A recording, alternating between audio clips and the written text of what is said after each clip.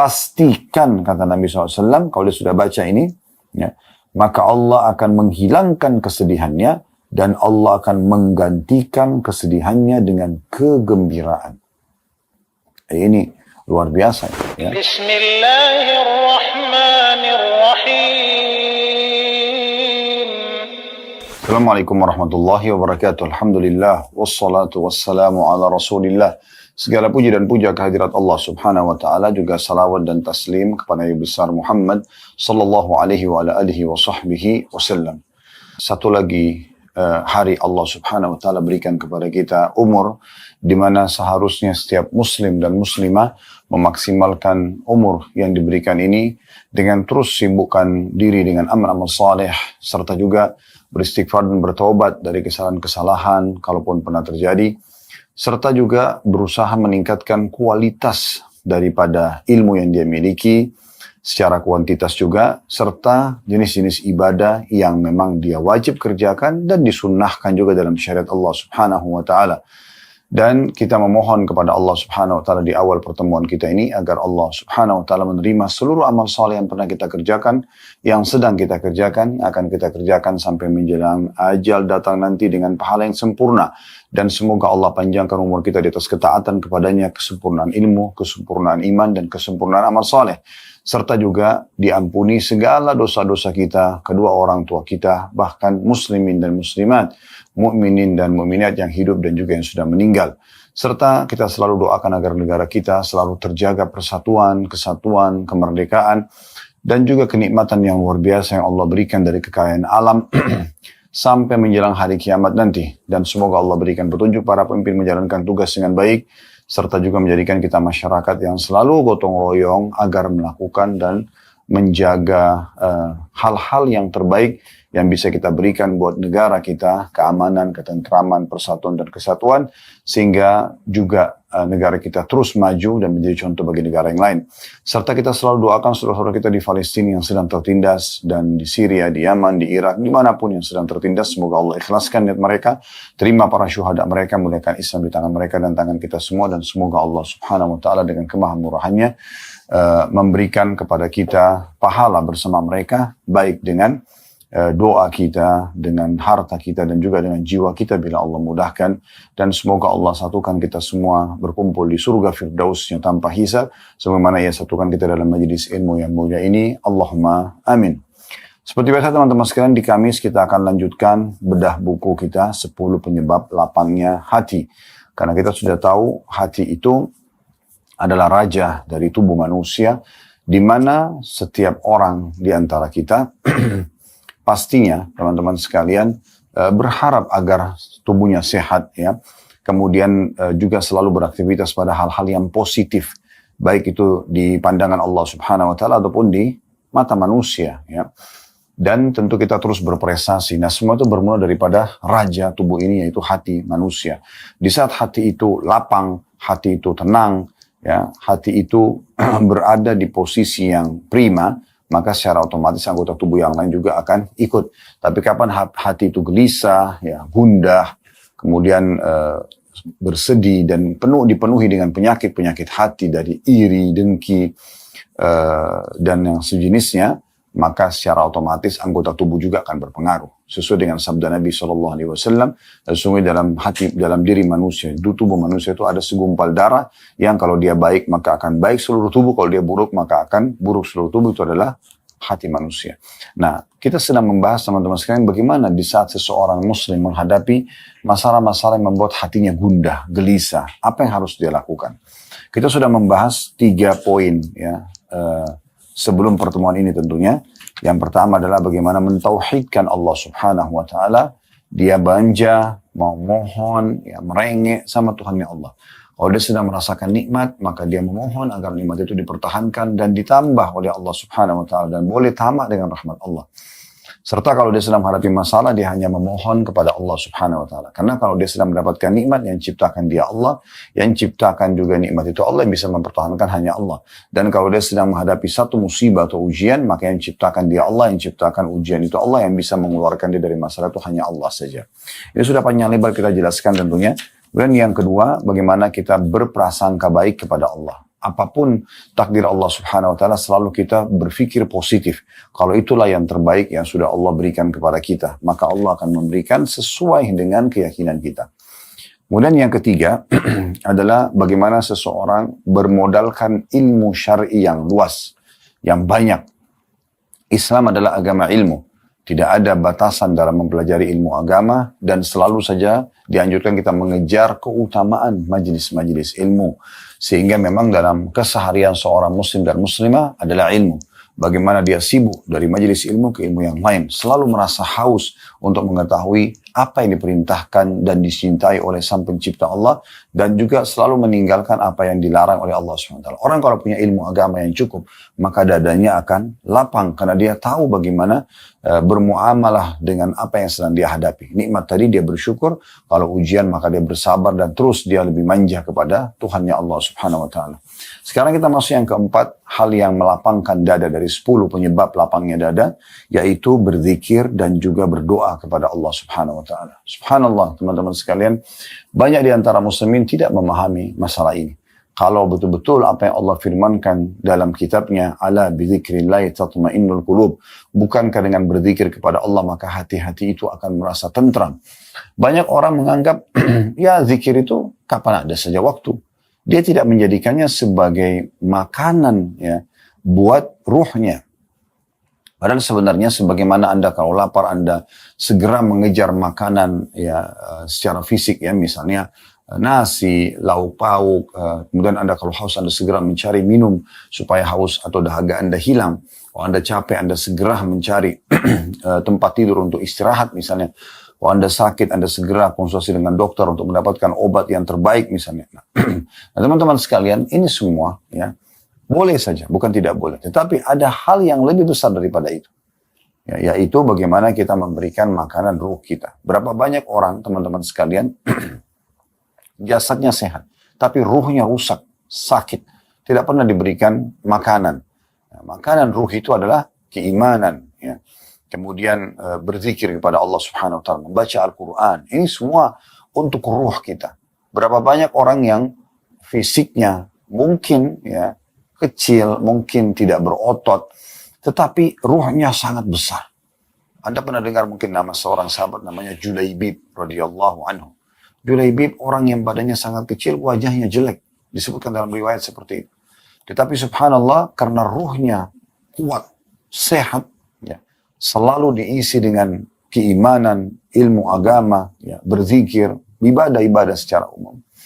Maka akhirnya dia berhasil ditemukan mati syahid di salah satu peperangan, dengan di sekitarnya terbunuh di tangan dia 6 atau 7 orang-orang musyrik.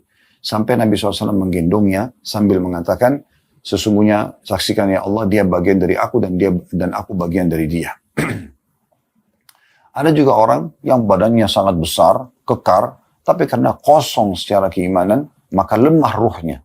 Orang seperti ini lemah, tidak akan mudah untuk melalui masalah-masalah yang mereka hadapi. Ya, teman-teman kita sekarang di Gaza memperlihatkan kepada kita bagaimana kalau ruh itu sehat, maka luar biasa. Sebesar apapun tantangan yang datang dalam hidupnya bisa dilalui. Dengan sangat tenang, mayoritas mereka, tidak semua, ada di antara mereka juga memang mungkin yang lemah iman, tapi mayoritasnya kita temukan masih bisa tersenyum di sebelah puing-puing rumah, masjid, ya, kantor, toko mereka. Masih bisa tersenyum dan mengatakan alhamdulillah di depan jenazah orang-orang yang mereka cintai. Masih bisa tersenyum di saat mereka hanya bisa makan rumput-rumput, bekas-bekas makanan, meminum air yang didapatkan netes dari saluran-saluran yang tidak jelas bersih atau tidak. Mereka tidak usah bicara hal-hal yang besar seperti bisa tidur, bisa mandi. Nggak bisa buat apa-apa. Kematian di depan mata. Itu pun setiap saat bisa diserang dan dibantai oleh para penjajah yang semoga Allah ya, binasakan mereka dan selamatkan kaum muslimin dari kejahatan mereka. Tapi karena ruh mereka sangat kuat, mereka selalu berzikir, membaca Al-Quran. Mereka yakin dengan keimanan dalam hatinya, maka ruhnya sangat kuat, kekar sekali.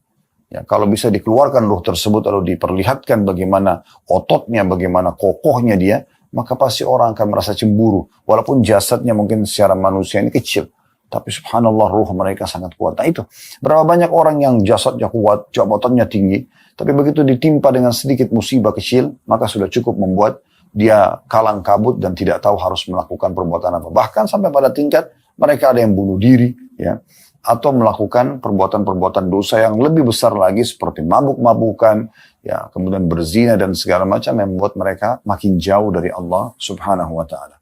Teman-teman sekalian, zikir adalah makanan ruh yang dibutuhkan sekali.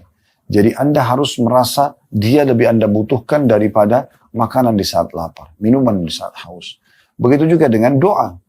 Doa ini subhanallah alat, ya, perangkat yang Allah Subhanahu wa taala siapkan agar Anda langsung bermunajat dengan sang raja yang sebenarnya, sang pencipta alam semesta ini, zat yang maha kaya, yang maha kuasa, ya.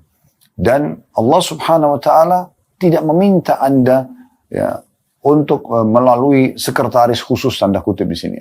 Anda tinggal menghadap kiblat, memuji Allah, walaupun dengan sederhana Anda mengatakan Alhamdulillah, Anda membacakan salawat kepada manusia terbaik Nabi Muhammad SAW, kemudian Anda sampaikan hajat Anda, maka sudah cukup, ya. Dan ini Allah SWT kekalkan dalam Al-Quran. Wa idza sa'alaka ibadi anni fa inni qarib. Hai Muhammad, kalau ditanyakan kepadamu oleh hamba-hambaku tentang aku, katakan aku sangat dekat. Ujibu da'watad da'i idza da'an. Aku akan terus menjawab permintaan orang-orang yang meminta kepadaku. Falyastajibu li wal yu'minu bi. Oleh karena itu mereka mohonlah kepadaku, lalu mereka beriman kepadaku. La'allahum yarshudun, semoga mereka mendapatkan petunjuk. Dan Nabi Muhammad SAW sudah mengatakan tidak ada seorang muslim di muka bumi yang berdoa kecuali Allah terima, hanya saja melalui salah dari 3 tahapan. Bisa diberikan langsung di saat itu, atau Allah hilangkan keburukan yang akan menimpa dia, ya, atau Allah akan simpankan yang dia panen dalam bentuk pahala pada hari kiamat. Cuma memang yang perlu digarisbawahi, jawaban doa yang Allah berikan sesuai dengan sistem atau sunnatullah yang Allah sudah ciptakan. Anda kalau lapar, Anda mengatakan, ya Allah hilangkan lapar saya. Tidak spontan laparnya hilang, tapi Allah mudahkan kita dengan sistem yang sudah Allah buat, hilangkan lapar oleh proses makan. Anda akan mendapatkan makanan, Anda akan bisa mengunyahnya, menelan melalui tenggorokan Anda, lalu dikelola dengan usus Anda, kemudian barulah lapar itu hilang. Anda capek, Anda mengatakan, ya Allah, hamba meletih sekali, capek. Maka Allah buat Anda mengantuk, Anda bisa tidur beberapa jam, lalu kemudian Anda segar kembali. Apa saja, ya. Anda sakit misalnya, Anda mengatakan, ya Allah, hambamu sakit, sembuhkanlah. Allah nggak lemparkan obat dari langit. Tapi Allah mudahkan kita bertemu dengan dokter atau obat yang tepat, kemudian kita bisa sembuh. Setelah tentu melalui prosesnya, yaitu beberapa saat mengkonsumsi obat tersebut misalnya, baru Allah SWT berikan. Nah, seperti itu kurang lebih gambarannya. Maka ini 2 hal yang luar biasa. Sebenarnya kalau dibahas zikir sendiri saja sudah luar biasa panjang bahasannya. Begitu juga kalau orang bahas doa juga panjang bahasannya. Ya, tapi penulis ini menyatukan keduanya, berzikir dan berdoa kepada Allah Subhanahu wa taala. Kita coba bacakan apa yang ditulis oleh penulis pada saat menjelaskan perkara yang keempat yang melapangkan darah dari 10 perkara di bahasan bukunya di halaman 17 bagian pegang bukunya, ya. Kata penulis di sini, wahai orang yang sempit dadanya dan keruh urusannya, angkatlah telapak tangan ketundukan kepada kekasih Anda. Sampaikan keluhan dan kesedihan Anda kepadanya. N-nya besar kata ganti Allah. Dan alirkan air mata di hadapannya. Ketahuilah, semoga Allah Azza wa Jal memelihara Anda, bahwa Allah Azza wa Jal lebih sayang kepada Anda daripada kasih sayang ayah, ibu, sahabat karib, dan anak-anak Anda kepada Anda. Terdapat beberapa jenis zikir mengenai hal tersebut di antaranya. Jadi di sini disebutkan beberapa jenis zikir dan juga sekaligus bisa dikatakan sebagian juga nanti akan disebutkan doa yang akan mengeluarkan Anda dari permasalahan Anda. Namun sebelum kita masuk panjang lebar teman-teman sekalian di contoh-contoh yang penulis sebutkan tentang zikir-zikir yang kalau Anda baca, maka Allah Azza wa Jalla akan menjadikannya penyebab masalah Anda selesai. Kita akan coba mengingatkan kembali tentang kedudukan zikir dan doa ini tentunya, ya. Supaya kita lebih termotivasi nanti lagi untuk mengaplikasikannya. Karena kalau kita langsung saja masuk, ini Bapak Ibu sekalian, zikir ini dibacalah, dihafallah. Mungkin dari 10, 100, 1000, 1 juta orang yang mendengarkan, mungkin yang mengikuti dan mengamalkan hanya segelintir saja. Karena mereka belum menanamkan dalam diri mereka keutamaan mengerjakan amal tersebut. Oleh karena itu kita akan menyebutkan tentang keutamaan berzikir dan berdoa. Nah, Nah, disebutkan misalnya masalah zikir dulu di dalam surah Al-Baqarah, surah nomor 2 ayat 152, Allah memerintahkan kita agar selalu berzikir kepadanya. Fadhkuruni azkurkum washkuruni wala takfurun. Ya, ingatlah kepadaku, kata Allah. Berzikirlah, maka aku ingat pula kepada kalian atau kepadamu. Dan bersyukurlah kepadaku. Termasuk bagian daripada zikir. Alhamdulillah. Maka janganlah kamu mengingkari nikmatku. Kemudian juga dalam surah Al-Ahzab, Allah tidak perintahkan kita untuk berzikir saja, tapi berzikir yang banyak. Merasa memang butuh dengan zikir itu. Walaupun lagi sedang tidak ada masalah ya. Tetap kita berusaha berzikir. Istighfar. La hawla wa la quwata illa billah. Subhanallah walhamdulillah wa la ilaha illallah. Allahu akbar. Allahumma salli ala Muhammadin wa ala ali Muhammad. Misalnya. Kita berzikir. La hawla wa la quwata illa billah. Misalnya subhanallah wa bihamdi subhanallahil azim. Banyak sekali zikir-zikir la ilaha illallah dengan segala jenisnya, ada la ilaha illallah saja, ada la ilaha illallah wahdahu la syarikalah lahul mulku wa lahul hamdu wa huwa ala kulli syai'in qadir. La ilaha illallah wahdahu la syarikalah lahul mulku wa lahul hamdu yuhyi wa yumiit wa huwa ala kulli syai'in qadir. Banyak, ada juga la ilaha illallah wahdahu la syarikalah lahul mulku wa lahul hamdu biyadil khair wa huwa ala kulli syai'in qadir. Dengan segala macam jenisnya, semua itu teman-teman dilakukan di saat kita sedang lapang dan sedang sempit. Kalau lapang akan menambah derajat kita di surga dan juga menambah pahala kita. Dan juga karena Allah perintahkan dalam dalil tadi sudah kita bacakan Al-Baqarah 152. Sekarang kita akan bacakan juga surah Al-Ahzab insyaAllah surah nomor 33 ayat 41. Tentang perintah Allah untuk berzikir. Ya. Anda baca dan di saat Anda sedang sempit maka dia akan menjadi solusi dari permasalahan Anda. Allah berfirman, Ya ayyuhalladzina amanu dzkurullaha dzikran katsira. Wahai orang-orang beriman berzikirlah kepada Allah dengan zikir yang banyak. Banyak. Kalau Anda cuma mengandalkan zikir habis sholat saja, itu bagian kecil daripada zikir yang harusnya Anda amalkan dalam keseharian. Ya, sebagian salaf bahkan ada yang beristighfar dalam sehari sampai 1000 kali misalnya. Ya, kita kan ulang-ulanginya ya. Sekali berzikir bisa sampai 100 kali. Sebagaimana para sahabat mengatakan, kami menghitung Nabi SAW dalam satu majlis ya. Mengatakan, Rabbi gfirli wa tub alayya. Wahai Tuhanku maafkanlah aku dan terima taubatku. Itu dalam satu majlis sampai 100 kali.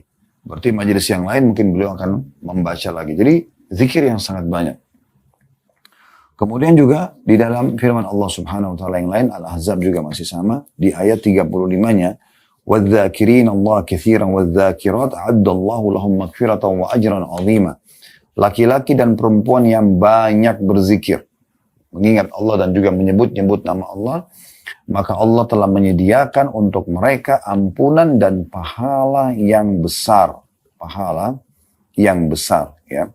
Kemudian dalam surah Al-A'raf, ayat surah nomor 7 ayat 205, yang berbunyi, وَاذْكُرْ رَبَّكَ فِي نَفْسِكَ تَضَرُّعًا وَخِيفَةً وَدُونَ الْجَهْرِ مِنَ الْقَوْلِ بِالْغُدُوِّ وَالْآصَالِ وَلَا تَكُنْ مِنَ الْغَافِلِينَ. Dan sebutlah nama Rabbmu dalam hatimu dengan merendahkan diri dan rasa takut, dan dengan tidak mengeraskan suara, teriak-teriak maksudnya ya. Di waktu pagi dan petang, dan janganlah kamu termasuk orang-orang yang lalai. Termasuk orang-orang yang lalai. Begitu juga dengan sabda Nabi SAW di dalam hadis yang diriwayatkan oleh Bukhari, di jilid 11 halaman 208, kata Nabi SAW, Mathalul ladhi yadhkuru rabba wal ladhi la yadhkuru rabba mathalul hayyi wal mayyit. Perumpamaan dan perbedaan antara orang yang berzikir kepada Tuhannya dan orang yang tidak berzikir seperti orang mati dan orang hidup. Ya. Seperti orang hidup dan orang mati. Orang yang berzikir seperti orang hidup dan orang yang tidak berzikir seperti orang yang mati. Anda bisa bedakan antara orang yang hidup duduk di satu sisi sebelahnya diletakkan jenazah. Akan sangat berbeda. Ini bisa melihat, ini bisa mendengar, ini bisa beraktivitas, bisa bersuara, masih bisa menambah amalnya, masih bisa beristighfar terusnya. Ini sudah tidak bisa sama sekali. Nah, sampai diberikan perumpamaan seperti itu. Seperti orang hidup dan orang mati kalau orang yang berzikir dengan tidak berzikir. Jadi sebenarnya makna hadis ini teman-teman sekalian, hadis Bukhari yang sahih ini, kalau ada orang yang hidupnya tidak ada zikir kepada Allah SWT atau sedikit sekali zikirnya, seperti orang yang mati. Ya. Seperti percuma dia hidup. Dia tidak mengingat Tuhannya Allah Subhanahu wa ta'ala. Dalam sebuah hadis yang lain, diriwayatkan Imam Muslim, مثل البيت الذي يذكر الله فيه والبيت الذي لا يذكر الله فيه مثل الحي والميت. Perumpamaan rumah yang di dalamnya ada zikir kepada Allah dan rumah yang tidak ada zikir di dalamnya kepada Allah, perumpamaan seperti orang hidup dan juga orang yang sudah meninggal. Jadi di sini bukan hanya sekedar dia lagi duduk saja di musallahnya, tapi di rumahnya juga dia berzikir, di kendaraannya juga dia berzikir. Ya. Kemudian dalam hadis yang lain juga Hadis yang diriwayatkan oleh Tirmidzi di jilid 5 halaman 459 dan Ibnu Majah juga di jilid 2 halaman 1245. Dan ini disahihkan oleh Syekh Albani, di mana Nabi SAW bersabda, "Ala unabbi'ukum bi khairi amalikum." Mau enggak aku tunjukkan kepada kalian amal kalian yang paling baik. Wa azkaha 'inda malikikum, dan paling suci di sisi Tuhan kalian. Maksudnya paling maksimal pahala yang bisa kalian dapatkan. Wa arfa'iha fi darajatikum, dan yang paling cepat melejitkan derajat kalian di surga. Wa khairi lakum min infaqid dhabi wal wariq, dan lebih baik bahkan pahalanya daripada kalian menginfakkan emas dan juga uang-uang kertas. Wa khairi lakum min an talqaw aduwakum fatadribu anaqahum wa yadribu anaqakum, bahkan lebih baik lagi daripada kalian bertemu dengan musuh kalian lalu kalian menebas leher mereka, membunuh orang-orang lawan musuh-musuh agama di medan perang, atau kalian dibunuh sehingga kalian mati syahid. Maka para sahabat mengatakan, qalu bala, siapa yang nggak mau? Ditunjukkan amalan ini paling baik di antara semua amalan yang paling baik. Kemudian paling suci di sisi Tuhan Allah Subhanahu wa taala, paling cepat mengangkat derajat, dan lebih baik daripada berinfak dengan emas dan juga uang-uang kertas, lebih baik bahkan daripada perang jihad, membunuh musuh atau kita dibunuh. Maka sahabat langsung merespon, bala, tentu ya Rasulullah. Kata Nabi SAW, zikrullahi ta'ala, mengingat Allah yang maha mulia. Gitu. Jadi luar biasa kedudukan zikir itu. Kemudian juga dalam hadis yang lain, riwayat Bukhari, jilid 8 halaman 171, dan Imam Muslim jilid 4 halaman 2061, di mana Rasulullah SAW bersabda, yaqulullahu ta'ala, Allah yang maha tinggi berfirman, ana inda dhanni abdi bi, saya sesuai dengan prasangka hambaku. Wa ana ma'ahu idza dzakarani, dan aku selalu bersamanya kalau dia mengingatku, berzikir kepadaku. Fa in dzakarani fi nafsi dzakartu fi nafsi. Kalau dia mengingat aku di dirinya, maka aku akan ingat juga dia di diriku. Wa in dzakarani fi mala'in dzakartu fi mala'in khairi minhum. Kalau dia menyebutku, tetap berzikir walaupun di depan orang umum, maka aku akan juga menyebut-nyebutnya di kelompok yang lebih baik daripada mereka, maksudnya dari kalangan malaikat. Lebih baik daripada manusia. Wa in taqarraba ilaihi shibran taqarrabtu ilaihi dhira'an. Kalau dia berusaha mendekatkan diri kepadaku sejengkal saja, maka aku akan dekatkan diri kepadanya satu hasta. Wa in taqarraba ilaihi dhira'an taqarrabtu ilaihi ba'an. Dan kalau dia mendekatkan kepadaku diri satu hasta, aku akan dekatkan diri kepadanya satu depah. Wa in atani yamshi ataitu harwala. Dan jika dia datang kepadaku dengan berjalan, maka aku akan datang kepadanya sambil berjalan cepat. Maknanya, kalau orang berzikir kepada Allah, selalu mengingat Tuhannya, ini pahalanya sangat besar, cepat mengangkat derajat, ya, lebih baik daripada semua jenis ibadah termasuk jihad, sedekah. Dan juga teman-teman sekalian, dia akan membuat kita sangat dekat dengan Allah Subhanahu wa taala. Di dalam hadis yang lain, Abdullah bin Busr radhiyallahu anhu mengatakan, ada seorang laki-laki pernah berkata kepada Nabi SAW, ya Rasulullah, sesungguhnya syariat Islam telah banyak bagiku. Aku tidak tahu harus mengerjakan bagaimana semuanya ini. Sudah banyak. Oleh karena itu beritahukan aku sesuatu yang aku bisa pegang teguh. Di antara semua itu aku selalu menjaganya, rutin. Tentu itu selain yang wajib-wajib ya, kayak sholat itu tidak dibahas lagi. Tetapi amalan-amalan tambahan. Maka kata Nabi SAW, la yazalu lisanu karatba min dzikrillah. Hendaklah lidahmu selalu basah dengan berzikir atau mengingat Allah Subhanahu wa taala. Hadis riwayat Tirmidzi jilid 5 halaman 458. Ini luar biasa ya.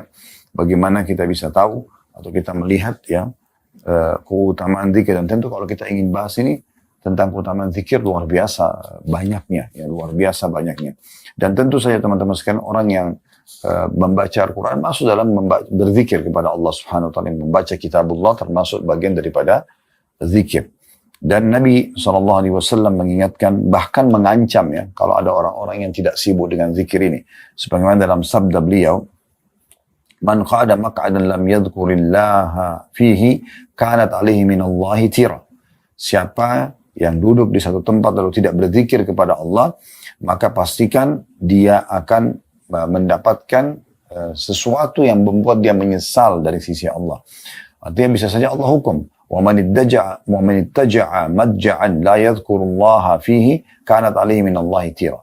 Dan barang siapa yang tidur atau berbaring di sebuah tempat tidur kemudian tidak berzikir kepada Allah, maka juga sama, dia akan menjadi kekurangan dan penyesalan atasnya dari Allah nantinya ya. Kemudian juga dalam riwayat yang lain, diriwayatkan oleh Tirmidzi dan disahihkan oleh Syekh Albani, kata Nabi SAW, "Ma jalasa qaumun majlisan lam yadhkurullaha fihi wa lam yusallu ala nabiyyihim illa kana alaihim tira, fa in syaa 'adzabu wa in syaa ghafara lahum." Tidaklah satu kaum duduk di satu majlis di mana mereka tidak berzikir atau mengingat dan menyebut-nyebut Allah di dalamnya dan tidak membaca salawat pada Nabi mereka, kecuali akan menjadi kekurangan atau penyesalan atas mereka. Jika Allah menghendaki, maka dia akan menyiksa mereka. Dan jika Allah menghendaki, maka Allah akan mengampuni mereka. Ya. Dalam riwayat yang lain, riwayat ini sangat tegas ya. Diriwayatkan Abu Daud dan Ahmad. Dan ini disahihkan oleh Syekh Albani juga. Kata Nabi SAW, "Ma min qaumin yakumuna min majlisin la yadhkuruna Allah fihi illa qamu an mithli jifani himar. Wa kana lahum hasra." Tidak ada satu kaum berdiri atau bubar dari satu majlis di mana mereka tidak berzikir atau mengingat dan menyebut-nyebut Allah di dalamnya, kecuali mereka berdiri laksana berdiri dari bangkai seekor keledai, yang hal itu menjadi penyesalan bagi mereka nanti pada hari kiamat. Ya. Sementara doa ini masuk dalam karena orang kalau doa baca Quran masuk dalam umumnya zikir ya. Tetapi kita bisa lihat bagaimana kedua ini digabungkan. Mulai dari mau tidur sampai kita tidur lagi, semua diikuti dengan doa.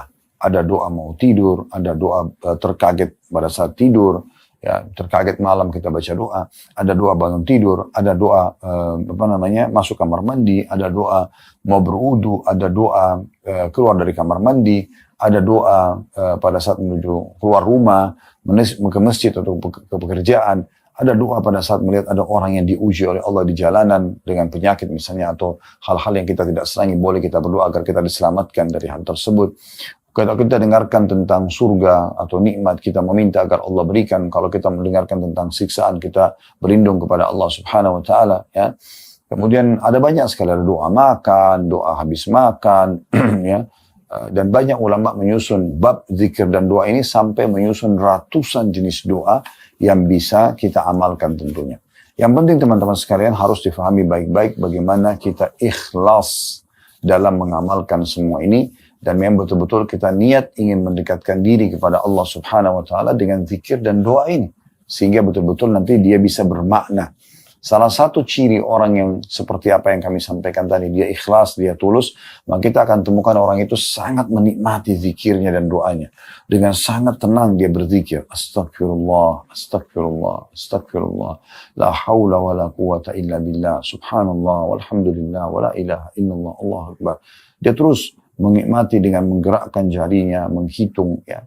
Ini semua adalah orang yang betul-betul menikmati. Kalau orang yang berzikir buru-buru, ya, maka itu mungkin bisa dicurigai tanda kutip kalau orang ini terganggu keikhlasannya. Apalagi kalau orang sama sekali tidak berzikir, tentunya itu sudah jauh dari Allah Subhanahu wa taala. Begitu juga dengan doa teman-teman sekalian. Jangan berdoa di saat kita sedang sempit saja, lagi sakit, lagi terlilit utang, baru sibuk berdoa. Setelah itu Allah berikan jalan keluar, Allah kabulkan, jauh dari doa. Subhanallah. Anda mau dimudahkan urusan Anda di saat Anda sedang butuh, maka dengarkan hadis Nabi SAW, kenalilah Tuhanmu di saat kamu sedang lapang, maka dia akan mengenalimu di saat kamu sedang sedih. Ya. Jadi betul-betul nanti kalau kita butuh di saat kita sedang sedih, Allah Subhanahu wa taala akan berikan kepada kita karena di saat lapang kita selalu mendekatkan diri kepadanya. Baik, kita kembali ke buku kita teman-teman sekalian. Penulis setelah mengingatkan tadi apa yang kita sudah bacakan ya. Saya ulangi kembali supaya lebih jelas satu paragraf ini. Wahai orang yang sempit dadanya dan keruh urusannya, angkatlah telapak tangan ketundukan kepada kekasih Anda. Sampaikan keluhan dan kesedihan Anda kepadanya, yang besar Allah.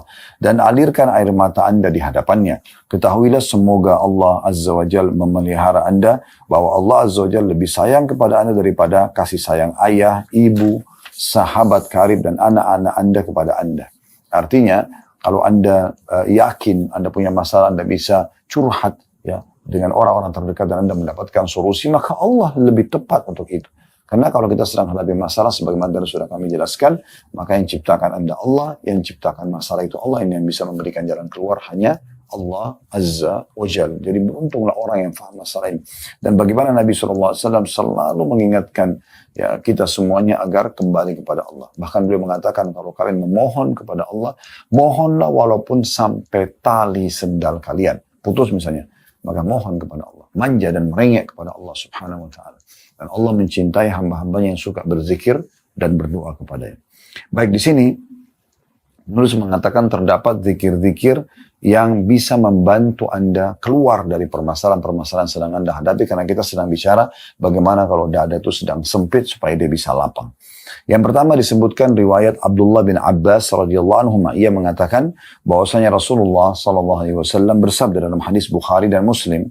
Itu bisa Bapak Ibu lihat yang mengikuti buku ini ya di halaman 18. Yaitu Nabi SAW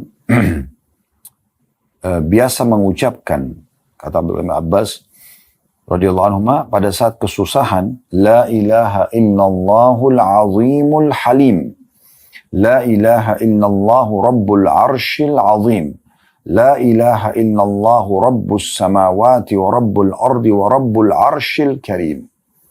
Jadi ini potongan-potongan zikir yang kalau Anda baca, maka pastikan teman-teman sekalian akan selesai urusan Anda. Jadi kalau Nabi SAW dalam kesulitan selalu membaca ini, sehingga Allah berikan jalan keluar dari permasalahannya. Potongan pertama dari zikir ini, la ilaha illallahul azimul halim. Tidak ada Tuhan yang berhak disembah, ya, kecuali Allah yang maha agung lagi maha penyantun. Al-azim, agung, al-halim, penyantun. Artinya yang akan memenuhi kebutuhan dan permohonan hamba-hambanya. Ini potongan pertama. Hafal baik-baik di luar kepala Anda. La ilaha illallahul azimul halim. Ya. Jadi fahami maknanya, Anda akan mudah menghafalnya. Tidak ada Tuhan yang berhak disembah kecuali Allah yang maha agung dan yang maha penyantun. Al-azim, agung, al-halim, penyantun. Potongan kedua. La ilaha illallahu rabbul arshil azim. La ilaha illallah, tidak Tuhan yang berhak disembah kecuali Allah. Rabbul arshil azim, pemilik singgasana yang agung. Pemilik singgasana yang agung. Jadi sini potongan kedua. Kalau tadi la ilaha illallahul azimul halim, tidak Tuhan yang berhak disembah kecuali Allah yang maha agung dan maha penyantun. Yang kedua, la ilaha illallahu rabbul arshil azim. Tidak Tuhan yang berhak disembah kecuali Allah, pemilik singgasana yang agung. Potongan ketiga, la ilaha illallahu rabbus samawati wa rabbul ardi wa rabbul arshil karim. La ilaha illallah, tidak Tuhan yang berhak disembah kecuali Allah, rabbus samawati wa rabbul ard.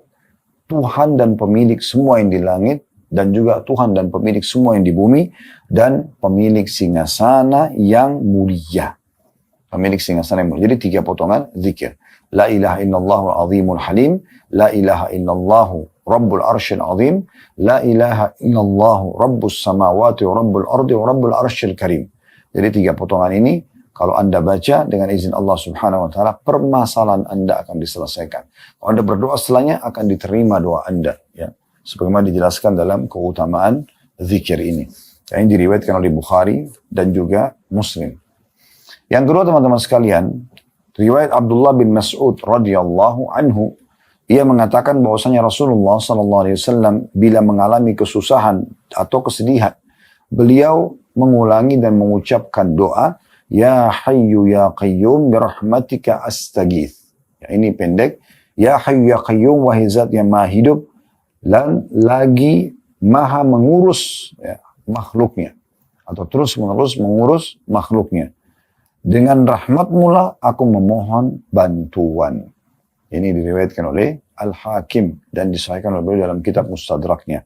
Ya Hayyu Ya Qayyum birahmatika astaghith. Ya zat yang maha hidup dan terus menerus mengurus makhluknya, dengan rahmatmu lah aku memohon pertolongan. Ini yang kedua.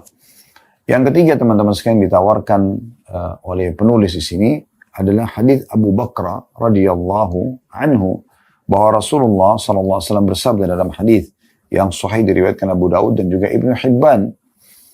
Kata Nabi SAW, da'awatul makrub, doa-doa saat kesusahan supaya dapat jalan keluar, ialah bacalah Allahumma rahmataka arju fala takilni ila nafsi tarfata ain wa aslih li sya'ni kullahu la ilaha illa ant. Artinya, Allahumma rahmataka arju, ya Allah rahmatmu lah yang aku harapkan. Fala takilni ila nafsi, maka jangan engkau menyerahkan aku kepada diriku sendiri, tarfata'in, sekejap mata pun. Wa aslih li sya'ni kullahu, la ilaha illa ant. Maka perbaikilah semua keadaanku. Sempurnakanlah semua keadaanku dan urusanku. Tidak ada ilah atau Tuhan yang berhak disembah dengan benar kecuali Engkau. Ya, jadi ini potongan doa yang luar biasa. Nabi SAW memang sudah sebutkan, ya bukan sebagai opsional, tapi sebagai inti daripada solusi keluar dari satu kesulitan atau kesedihan. Yaitu dengan membaca Allahumma rahmataka arju. Ya Allah rahmatmu lah yang aku harapkan. Fala takilni ila nafsi tarfata ain. Jangan engkau biarkan aku sekejap pun untuk mengambil keputusan sendirian. Ya. Wa aslih li sya'ni kullah. Dan perbaiki semua keadaanku. Mudahkan semua urusanku. La ilaha illa anta. Tidak Tuhan yang berhak disembah kecuali Engkau. Kita ulangi dari awal ya. Jadi poin yang pertama, Anda di hadis yang pertama, la ilaha illallahul azimul halim. La ilaha illallah rabbul arsyil azim. La ilaha illallah rabbus samawati wa rabbul ardi wa rabbul arsyil karim. Ini yang pertama. Yang kedua, ya, kita membaca tadi, ya hayyu ya qayyum birahmatika astaghith. Ya. Ini zikir yang kedua. Zikir yang ketiga, Allahumma rahmataka arju, fala takilni ila nafsi tarfata ain, wa aslih li sya'ni kullah, la ilaha illa ant. Sekarang kita perhatikan teman-teman sekalian, maknanya sangat dalam ya. Ini zikir yang ketiga. Ya Allah, rahmatmu lah yang aku harapkan. Rahmat maksud dalamnya, ini terjemahnya bahasa Indonesia karunia ya.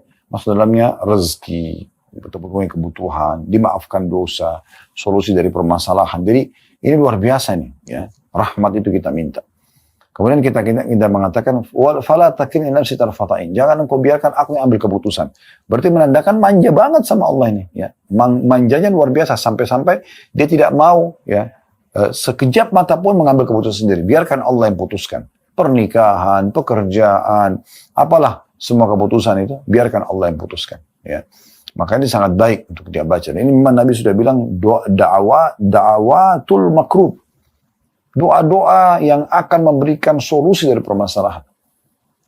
Lalu kita bilang, wa aslih li sya'ni kullah. Oleh karena itu, perbaiki semua urusanku. Semuanya. Tidak ada terkecuali. Apapun. Kecil sampai besar, semuanya yang kau ambil alih ya Allah. La ilaha illa anta. Tidak Tuhan yang berhak disembah, kecuali Engkau. Baik, selanjutnya, zikir yang keempat, hadits Abdullah bin Mas'ud radhiyallahu anhu, ia mengatakan, bahwasanya Nabi SAW bersabda, tidaklah seorang hamba tertimpa kesusahan atau kesedihan. Lalu dia mengucapkan, Allahumma inni abduka. Ya Allah, sungguhnya aku adalah hambamu. Wabnu abdika. Dan anak dari hamba laki-laki. Maksudnya anak daripada ayahku. Wabnu amatika. Dan anak dari hamba perempuanmu. Maksudnya ibu kita. Nasiyati biyadik. Ubun-ubunku di tanganmu. Ma'adin fiyya hukmuk. Berlaku keputusanmu padaku. Adlun fiyya qada'uk. Adil hasil keputusanmu kepadaku. As'aluka bikulli ismin huwalak. Aku minta dengan nama-nama semua yang kau miliki. Sammaita bihi nafsak. Engkau menamakan itu dirimu. Au anzaltahu fi kitabik. Atau engkau turunkan dalam kitabmu. Au allamtahu ahadan min khalqik. Atau engkau mengajarkan kepada salah satu dari hamba-hambamu. Au ista'tharta bihi fi ilmil ghaibi indak. Atau engkau menyimpannya di ilmu gaib di sisimu. Antaj'ala al-Qur'ana rabi'a qalbi wa nura sadri wa jala'a huzni wa dhahaba hammi. Agar engkau menjadikan ya Allah Al-Quran sebagai bunga hatiku, cahaya dadaku, penghilang kesedihanku, dan penyebab atau pelenyap kesusahanku. Kalau orang baca ini kata Nabi SAW, illa adhaballahu azza wa jal hammahu wa abdalahu makana huznihi faraha. Pastikan, kata Nabi SAW, kalau dia sudah baca ini, ya, maka Allah akan menghilangkan kesedihannya, dan Allah akan menggantikan kesedihannya dengan kegembiraan. Ini luar biasa. Ya.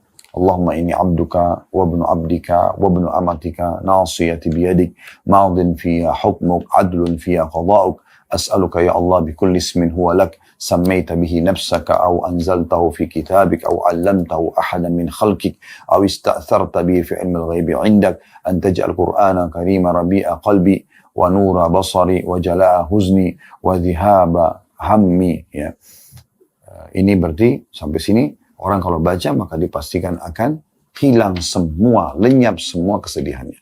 Kalau Anda baca sekali, Anda merasa masih kurang. Misalnya masih belum 100% temukan solusi. Baca lagi yang kedua kali, baca yang ketiga kali, ulang-ulangi. Dan penuh keyakinan dalam hati, pasti Rasulullah SAW benar. Pasti Allah benar dengan janjinya. Akan Anda dapat apa yang Anda inginkan dan apa yang dijanjikan di sini. Tapi ingat, dengan ikhlas dan keyakinan, Allah akan kasih. Makin kuat tauhid Anda, pengesahan Anda kepada Allah dan ketergantungan Anda kepada Allah, maka makin nyata depan mata hasil dari dan efek apa yang dijanjikan oleh Allah Subhanahu wa taala dan Rasulnya Muhammad sallallahu alaihi wa ala alihi wa sahbihi wasallam. Ini luar biasa. Jadi jangan disia-siakan ini, ya. Ini zikir yang luar biasa yang harusnya kita selalu baca. Tentu saya teman-teman sekalian, kalau ada yang mengatakan bagaimana kalau saya mau berdoa tapi dalam bahasa saya saja. Saya berkeluh kesah dengan Allah, saya tanda kutip bercengkrama di sini, menangis, merengek, manja kepada Allah dengan bahasa saya dan saya bahasakan langsung permasalahan saya. Boleh nggak? Boleh saja, tidak masalah. Ya, tapi saran kami, zikir-zikir tadi yang disarankan ini oleh penulis 4 tadi kita dikasih pilihan, usahakan disisipkan pada saat Anda menyampaikan hajat Anda. Saya ulangi lagi, yang pertama adalah la ilaha illallahul azimul halim. Tidak ada Tuhan yang berhak disembah kecuali Allah yang maha agung dan maha penyantun. La ilaha illallah rabbul arsyil azim. Tidak ada Tuhan yang berhak disembah kecuali Allah, pemilik singgasana yang agung. La ilaha illallah rabbus samawati wa rabbul ardi wa rabbul arsyil karim. Tidak ada Tuhan yang berhak disembah kecuali Allah, pemilik pencipta dan penguasa seluruh alam semesta, langit dan juga pemilik dan pencipta semua ada di bumi, pemilik singgasana yang mulia. Ini yang pertama. Yang kedua tadi, Ya Hayyu Ya Qayyum, wahai zat yang maha hidup dan terus mengurus makhluknya, birahmatika astaghits, dengan rahmatmu lah aku meminta pertolongan. Yang ketiga, tadi sudah disebutkan ya, yang juga sangat baik untuk kita baca ya, yaitu kita membaca Allahumma rahmataka arju, ya Allah rahmatmu lah yang aku harapkan, fala takilni ila nafsi tarfata'in. Maka jangan engkau membiarkan aku mengambil keputusan sendirian walaupun cuma sekejap mata. Wa aslih li sya'ni kullah, dan perbaiki semua perkara urusanku. La ilaha illa anta, tidak ada Tuhan yang berhak disembah kecuali engkau. Kemudian yang terakhir, yang keempat tadi adalah bagaimana Nabi SAW mengatakan tidak ada seorang hamba yang tertimpa masalah, kesusahan, kecil ataupun besar. Nah, kemudian dia membaca Allahumma inni abduka, ya Allah aku adalah hambamu, wabnu abdika, anak dari hamba laki-laki maksudnya ayahku, wabnu amatika, dan anak dari hamba perempuan maksudnya ibu kita, nasiyati biyadik, ubun-ubunku di tanganmu, madin fiya hukmu, berjalan kepadaku takdirmu atau keputusanmu, adlun fiya qada'uk, sangat adil keputusanmu kepadaku. Kemudian kita mengatakan as'aluka bikulli ismin huwalak, aku mohon kepadamu dengan atas namamu yang semua kau miliki, samaita bihi nafsak, engkau telah menamakan dirimu dengan nama-nama itu, au anzaltahu fi kitabik, atau engkau turunkan dalam kitabmu, au 'allamtahu ahadan min khalqik, atau engkau mengajarkannya kepada salah dari hamba-hambamu, au ista'tharta bihi fi ilmil ghaibi 'indak, atau engkau menyimpan di sisimu ya, di ilmu ghaib ya, antaj'al qur'ana karima rabi'a qalbi, agar engkau menjadikan Quran yang mulia sebagai bunga hatiku atau hiasan dalam hatiku, wa nura sadri, dan cahaya dadaku, wa jala'a huzni wa dhahaba hammi, dan semoga juga bisa menghilangkan kesedihanku dan juga menghilangkan atau menyelapkan kesedihanku, kesumpekanku ya. Maka kata Nabi SAW, pasti Allah akan ganti kesedihannya menjadi kesenangan. Jadi ini bentuk-bentuk zikir yang luar biasa yang harusnya sudah di luar kepala, dihafal oleh setiap muslim, dan dia selalu mengucapkan agar mendapatkan solusi dari permasalahannya. Sebagai penutup, kata penulis ini, dan zikir-zikir lainnya yang disinyalir dalam bab ini dan yang juga semisalnya. Maksudnya beliau berkata, ada zikir-zikir yang tidak disebutkan di sini. Tetapi dia sebenarnya masuk juga, ya, kalau Anda menemukan misalnya dalam satu buku ada riwayat-riwayat lain, maka itu juga bisa masuk dalamnya. Seperti misalnya sabda Nabi SAW, siapa yang melazimi istighfar, selalu mengucapkan istighfar, maka Allah akan jadikan dari setiap permasalahan dan kesedihannya jalan keluar. Dan Allah berikan rezeki dari tempat tidak disangka-sangka. Kan gitu ada ya contohnya. Lalu kata beliau, penulis sebagai penutup di paragraf terakhirnya, hendaklah Anda, semoga Allah Azza wa Jalla memberkahi Anda, berkeinginan keras untuk senantiasa berzikir kepada Allah Azza wa Jalla dan tidak berpaling darinya. Karena Allah Azza wa Jalla berfirman di dalam ayat Al-Quran surah Taha, surah nomor 20 ayat 124. Dan ini kekal ditilawakan oleh orang-orang beriman. وَمَنْ أَعْرَضَ عَنْ ذِكْرِي فَإِنَّ لَهُ مَعِيشَةً ضَنْكًا وَنَحْشُرُهُ يَوْمَ الْقِيَامَةِ أَعْمَى. Dan barang siapa yang berpaling dari peringatanku, ya, maka dia tidak mau berzikir. أَعْرَضَ عَنْ ذِكْرِي, dia menolak, tidak mau berzikir. فَإِنَّ لَهُ مَعِيشَةً ضَنْكًا, maka dia akan mendapatkan kehidupan yang sempit. وَنَحْشُرُهُ يَوْمَ الْقِيَامَةِ أَعْمَى, dan kami akan bangkitkan dia pada hari kiamat dalam kondisi buta. Jadi opsinya adalah kita berzikir dapat ketentraman dan pahala yang besar, ya, atau kita menolak maka akan na'udzubillah terhina. Ya, Allah Subhanahu wa taala akan berikan kehidupan yang sempit, walaupun rumahnya luas, mobilnya mewah, hartanya melimpah, tidak ada kegembiraan, tidak ada kebahagiaan. Ya, karena memang Allah Subhanahu wa taala angkat itu kehidupan yang sempit. Jadi walaupun fasilitas lengkap tapi tetap saja sempit dadanya. Dan nanti pada hari kiamat karena dianggap dia tidak mau berzikir, maka dia akan ya dibangkitkan dalam kondisi buta matanya. Jadi dunia aja kita tidak bisa lihat, sudah malah terganggu. Semoga Allah menjaga kenikmatan mata ini sampai kita meninggal dalam kondisi sehat, sempurna, dan seluruh anggota tubuh yang lainnya. Allahumma amin. Di hari kiamat kita lebih butuh penglihatan karena kita harus lihat. Ada neraka, ada surga. Ya. Jadi kita kalau buta betul-betul tidak tahu harus melangkah kemana. Ya. Di dunia mungkin masih ada yang pandu, di akhirat tidak ada. Maka orang-orang yang tidak mau berzikir kepada Allah, tidak mau berdoa kepada Allah, dianggap orang-orang yang sombong, karena akhirnya mereka akan dibangkitkan pada hari kiamat, ya dalam kondisi buta.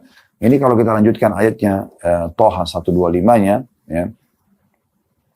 Orang itu akan mengatakan, Qala Rabbi lima hasyartani a'ma wa qad kuntu basira. Wahai Tuhanku, kenapa engkau bangkitkan aku dalam kondisi buta, padahal dulu aku di dunia dalam kondisi melihat. Ya.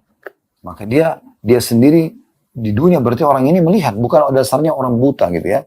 Tetapi dia orang melihat yang akhirnya Allah butakan matanya karena tidak mau berzikir. Qala rabbi lima hasyartani a'ma wa qad kuntu basira. Qala kadzalika atatka ayatuna fanasita wa kadzalika al-yawma tunsa. Itu semua karena kamu di dunia telah datang kepada peringatan-peringatan dari kami, tapi kamu lalaikan. Kamu nggak mau ngahkan gitu. Maka pada hari ini juga kau akan dilupakan. Kau akan dilupakan. Jadi luar biasa ya.